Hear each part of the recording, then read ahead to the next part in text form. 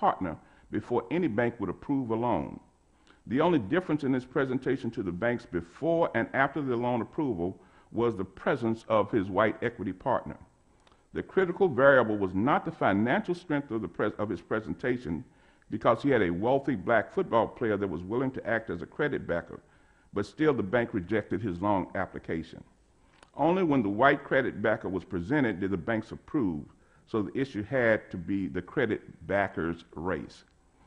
His was an 8-year-old business with 45 employees, generating 25% annual growth during a recession, with $10 to $15 million in sales and $800 to $1 million in annual profits. He had 3 times the cash flow needed to cover debt service on 3 new plants, but still he could not get a loan for a single new plant until he had the white equity backer. In spite of this credit worthiness, today he faced the same challenges that a startup business would face. No matter how strong the business was, the secondary source for repayment that his approval was, his loan application was disapproved by the banks. In another instance, an African-American contractor in Richmond, Virginia faced a disparate treatment in his competition for construction, demolition, and disposal contracts. After his bid for a city demolition contract was determined to be the lowest, the contract was in fact split in half, resulting in a majority contractor receiving a portion of the contract as well. In other cases where he was the lowest bidder and the contract award was, he was the lowest bidder and the contract award was in fact split. I have many other anecdotes. Madam Chairwoman, I see my time has elapsed, and again, we would like to submit the balance of the 65 testimonies into the record. Thank you very much for this opportunity.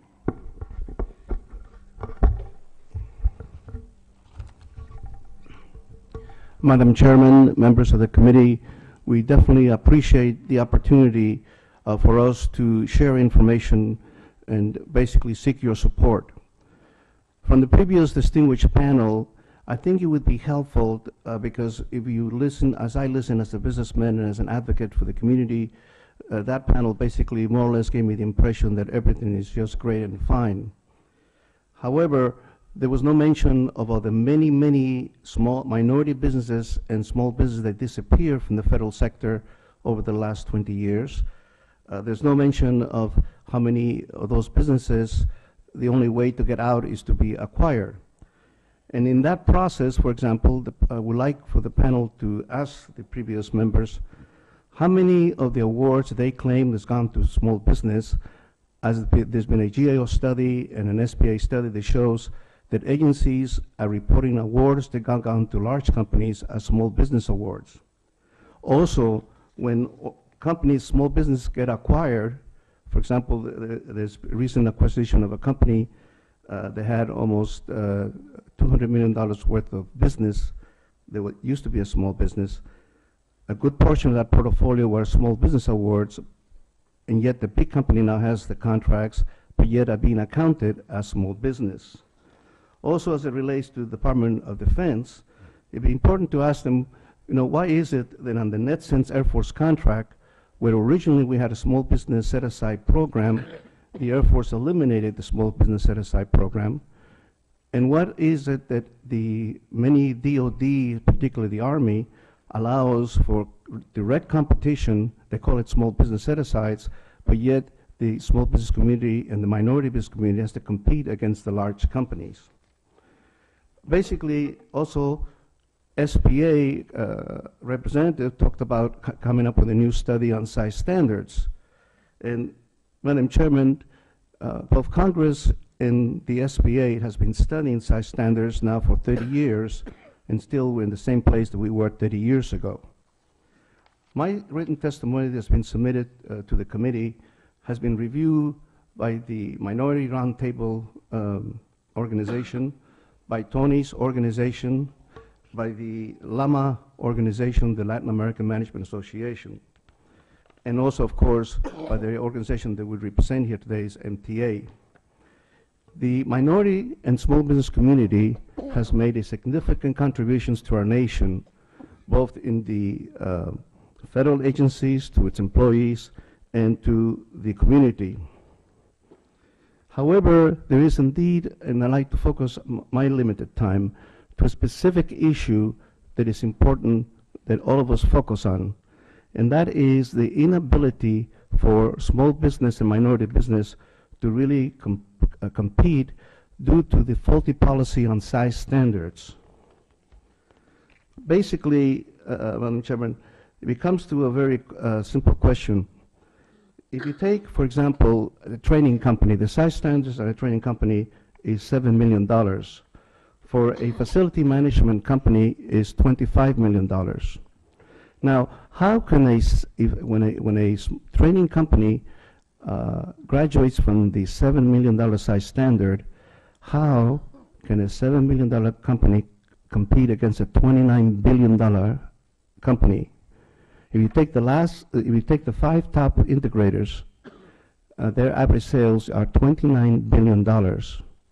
Now, even if you multiply the size standards that are now in the books by 4 times, you still have to ask, how can a $28 million company, if you take the $7 million size standard on training and you multiply it by 4, how can a $28 million company compete against a $29 billion organization? The same thing on IT. How can the size standard for IT is 25 million, multiply that times 4, be generous, and how can a $100 million company compete against a $29 billion firm?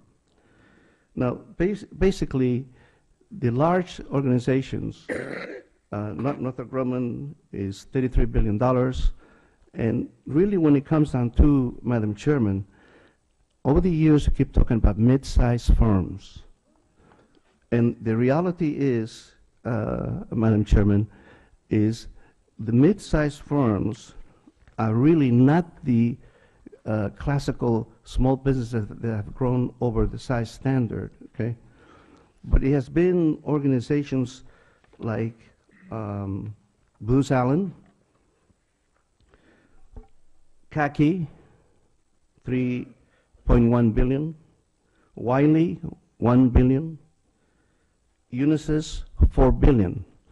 Those firms themselves, if you look at their last 10 years records of growth, most of the growth has been through acquisition. So if those firms have a difficulty in competing, how in the devil can we expect for the small business community that has grown out of the size standard to be able to survive? It is impossible. The one thing, unfortunately, I'm going to share with you, Madam Chairman, that when I've had discussions with members of, elected members in the House and the Senate, and we ask them, how does a small business, where do they pay for their business development and proposal development? And quite frankly, it is sad for me over the years to find out that those members did not know the answer. In order for a government contract, there's a big difference between dealing with the private sector and the federal government. Big difference. And the way that a company can grow is how much G&A can you build into your budget. And the only way you can have an increased budget in order to be able to afford to be competitive, you have to have higher level of sales. But then if you become somewhat over the size standard, it becomes impossible, and that's the reason you have so many casualties. So the basic solution, there is a solution, and that is to develop a tier effect of competition by the number of employees. We appreciate the opportunity, Madam Chairman, to provide our testimony. Madam Chairwoman, members of the subcommittee, thank you for inviting me here today. My name is Don O'Bannon, and I am chair of the Airport Minority Advisory Council, AMAC. AMAC is the only national nonprofit organization dedicated to creating success for minorities and women in the airport industry. While AMAC's primary focus is on airport-related business, AMAC members work on contracts funded by many different federal agencies. AMAC is a strong advocate for federal policies like the DBE program that address discrimination in government contracting. As this subcommittee has heard and is well aware, racial and gender discrimination against minority and women business owners continues to be an ongoing problem. Minority women business owners experience discrimination in all aspects of public contracting. But DBE-type programs do more than address discrimination. The DBE program is a significant source of the entrepreneurship, employment, and economic growth of the minority and women-owned business community. Minority and women-owned firms, when given a fair chance and a level playing field, are important engines of growth in our economy. Fortunately, various federal, state, and local programs aimed at giving every entrepreneur a full and fair opportunity to succeed have begun to make some headway. Nevertheless, discrimination against minority and women-owned businesses continues to be persistent and pervasive. The evidence is compelling that the discrimination remains a problem and that programs like the DBE program are vital to address that discrimination. Testimonial from AMAC members detail the discrimination they have had to endure. These personal stories make it clear how difficult it is to run a business while enduring discrimination.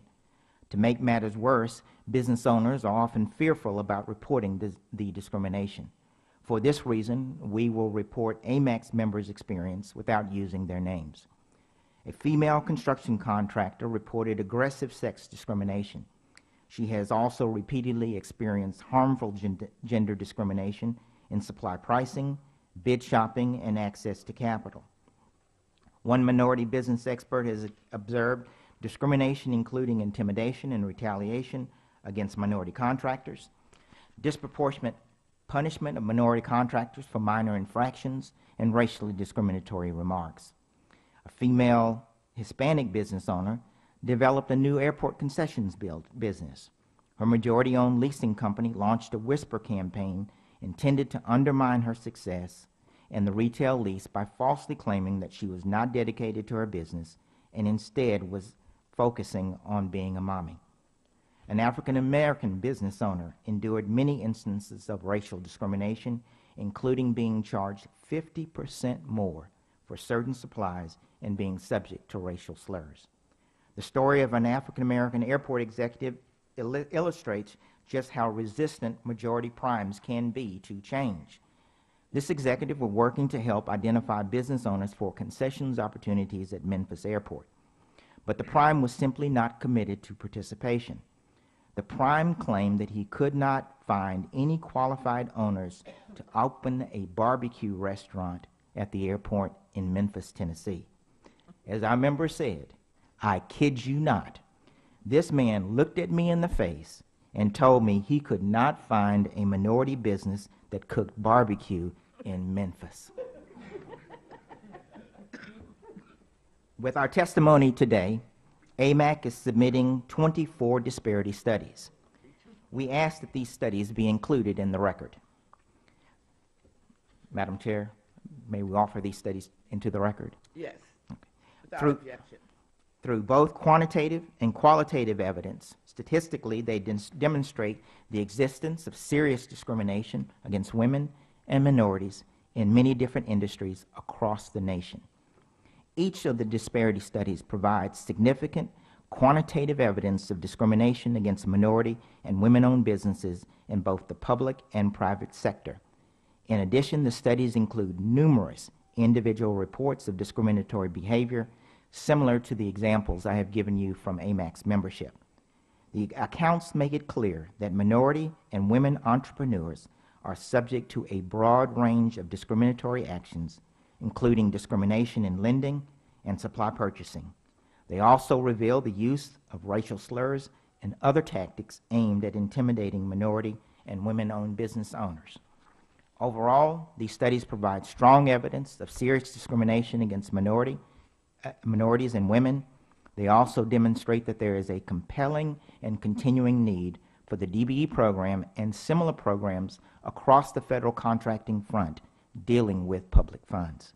For these same reasons, AMAC strongly supports final enactment of the FAA reauthorization bill and the improvements to the DBE program it contains. These changes are precisely the policy changes needed to ensure that the aviation system here in America remains the best in the world. Thank you. Thank you. Mr. Senior, sir. Thank you, Madam Chairwoman and Ranking Member Bilbray. It's a pleasure to be here. My name is Joel Zingesser. I'm with Grunley Construction of Rockville, Maryland. I come to you today on behalf of the Associated General Contractors of America. AGC strongly supports full and open competition for the many contracts necessary to construct improvements to real property. AGC supports procurement reform to improve delivery of federal construction services. Reform of the federal procurement process should recognize construction's unique melding of industry sectors while ensuring the government is using the most cost-effective method for procurement. AGC would like to discuss an issue of great concern to us that we believe, if addressed, will bring the greatest possible amount of transparency to federal contracting, and specifically contracting with small and disadvantaged businesses nationwide. Current SBA rules require that small business set-asides and established small business goals be met by large businesses to assure that significant portions of federal procurement dollars flow to small business firms.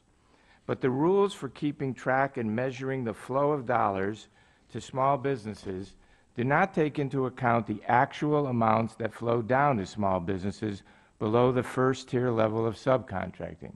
As you already heard today from others, the nature of the construction industry and how it operates is through subcontractors and second and third tier subcontractors. Within the construction industry, the bulk of the work is performed by subcontractors that specialize in specific expertise and in turn hire second and third tier firms to perform elements of the project. Under the current system, if an other than small business is included as a first-tier subcontractor, the prime contractor is not asked to report the flow of dollars that are going to small businesses hired below the first-tier subcontract. This is because the contracting agency, those federal agencies that are awarding the procurements, are not allowed to take credit for those dollars towards their goals. Allowing prime contractors to report small business subcontracting at all tiers would demonstrate true participation of small businesses on federal contract and would show more accurately how significantly the construction industry supports and is in fact dependent upon small businesses. In attempting to meet the various small business goals under the current system, prime contractors are often required to consider subcontractor choices for large projects that are beyond the capacity, especially bonding capacity, of small businesses. The present approach to keeping score puts pressure on small businesses to accept roles with larger firms operating under them in a way that is upside down, in an unnatural alignment. If credit for small business participation were allowed to be counted toward the goals when the small businesses are performing in their logical and most comfortable roles, the true benefits of small business to the construction industry will be measured, accounted for, and recognized for what they are, critical to the success of our industry. Moreover, such a system would allow small and emerging firms to grow in a natural manner that will force them to not to become overextended, and ultimately this will make them more successful. Changing the scoring system will let prime contractors and small businesses determine together the best arrangement of large and small subcontractors according to capabilities, capacity, and availability. The ability to solve the reporting problem is available today. The shift to the Electronic Subcontractor Reporting System, or ESARS, by the federal government provides the opportunity to simply and accurately gather the small business data at all tiers and thus correct the problem. The system has the capability to track and report small business subcontractors on multiple tiers. Yet current rules do not encourage prime contractors and their subcontractors to account for total small business participation at all tiers. The Interagency Task Force on Federal Contracting Opportunities for Small Business recommends enhancing the electronic subcontractor reporting system. Specifically, the task force recommends enhancing the ESARs to better capture subcontracting at all tiers. AGC recommends Congress direct a change to the system by amending the Federal Acquisition Regulations, or the FAR, through legislation to allow all parties to report and receive credit for the dollars flowing to all small businesses on federal contracts. We've attached the opportunity to look forward to working with the chairwoman, and hopefully with the blessing of the voters, I will be around to work with whoever the Democratic leadership chooses to work with me on this committee. But I think that there's some great opportunities here when we get in there. And all I got to say one thing about the budget process: you think it's tough now. Believe me, it's going to get very, very ugly. I mean, the congressman from Virginia talked about a 10% cut across for the Department of Defense for contracts. I think we see some real tough times coming down the pike, and believe me, when all of us go back to the district, they're really looking at us, and coming from this committee, we get a lot of scrutiny. So I appreciate your testimony, and Madam Chair, I really appreciate the fact that you've jumped into this, and I know you have some questions. Thank you so much. And let me quickly just go down the line of panelists. I'd like to start with you, Mr. Robinson, and you're in the business of providing the legal defense and so on. In your opinion, how do minority-owned firms tend to view the various types of federal assistance provided to them, and are some programs perceived as being more or less effective in offering assistance? Madam Chairwoman, that's a very mixed bag. There are Mr. Bilbray, I think, suggested when we make a mistake, perhaps we can correct it. If we properly account and let these businesses, whether they be minority or other specially characterized businesses, if we allow the businesses to operate at the level they want to operate at, the trade they provide, the service they provide, in the alignment, and we get the credit, everybody gets the credit, we'll see what we're doing, they'll grow, they'll be more comfortable, they'll do the things that the program is intended to do, not create some opportunity for others, other business models. So I'm, as you can tell, pretty passionate about this. I think we have the answers to some part of it. It's an incremental problem. We can't solve all of the history of our country through some of these things, but we can do some things that will make a better environment for these programs to succeed. That's what we're trying to suggest. I appreciate your testimony. And finally, Mr. Sumner, in your testimony, you cite the decrease in federal contract awards given through Caltrans to disadvantaged business enterprises from 28%, that was 1994, to just 2% in 2008.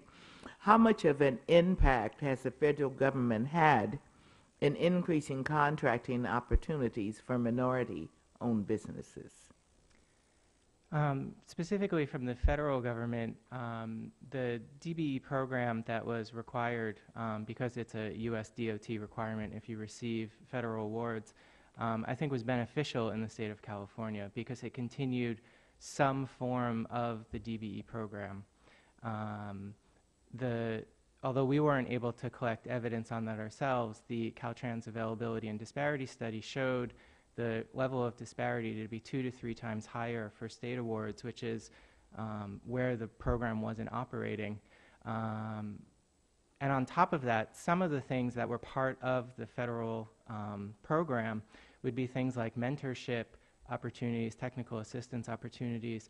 That would have a spillover effect on state awards. So it's possible that without the federal program, the state program might have shown even more disparity. So the federal government's DBE program has been a benefit, I think, in California.